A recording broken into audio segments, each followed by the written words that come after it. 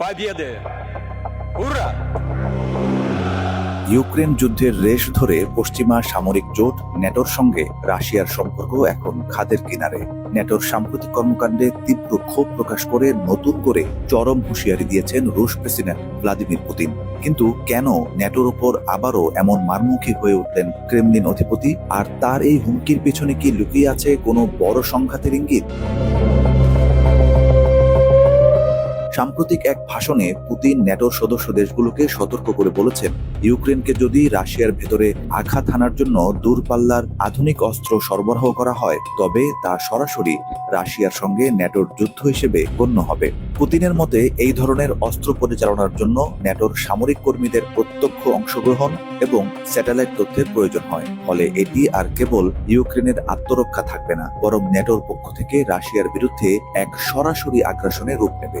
রাশিয়ার নিরাপত্তা বিঘ্নিত হলে মস্কো যে হাত গুটিয়ে বসে থাকবে না, সে কথা তিনি বেশ কঠোর সুরেই মনে করিয়ে দিয়েছেন। ন্যাটোর পূর্বমুখী সম্প্রসারণকে পুতিন বরাবরই রাশিয়ার অস্তিত্বের জন্য হুমকি হিসেবে দেখে আসছেন। তিনি অভিযোগ করেন, পশ্চিমা দেশগুলো শান্তির কথা বললেও আসলে তারা রাশিয়ার সীমানার কাছে সামরিক শক্তি বৃদ্ধি করে উস্কানি দিচ্ছে। বিশেষ করে ইউরোপের বিভিন্ন দেশে ন্যাটোর নতুন নতুন ঘাঁটি স্থাপন এবং অত্যাধুনিক ক্ষেপণাস্ত্র মোতায়েন করার বিষয়টি আরো বেশি ক্ষুব্ধ করেছে পুতিনকে। রুশ প্রেসিডেন্টের ভাষায়, ন্যাটো এখন একটি প্রতিরক্ষামূলক জোটের গণ্ডি পেরিয়ে আক্রমণাত্মক শক্তিতে পরিণত হয়েছে।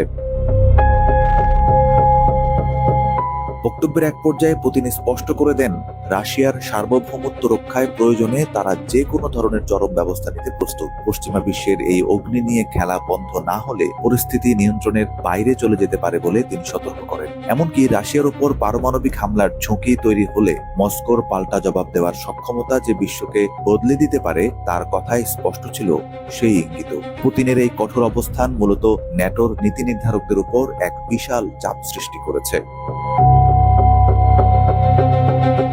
পুতিনের এই ক্ষোভ কেবল এক সামরিক জোটের বিরুদ্ধে নয়, বরং একতরফা বিশ্ব ব্যবস্থার বিরুদ্ধে এক প্রবল প্রতিবাদ। তিনি মনে করেন, ন্যাটো যতদিন রাশিয়ার যুক্তিসঙ্গত নিরাপত্তার দাবিগুলো উপেক্ষা করবে ততদিন এই অঞ্চলে শান্তি ফেরা অসম্ভব।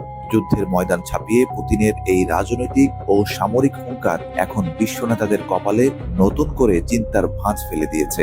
শেষ পর্যন্ত এই বাকযুদ্ধ কি কোনো বড় সংঘাতের সূত্রপাত করবে, নাকি ন্যাটোর পিছু হটার কারণ হবে, সেটি এখন দেখার বিষয়।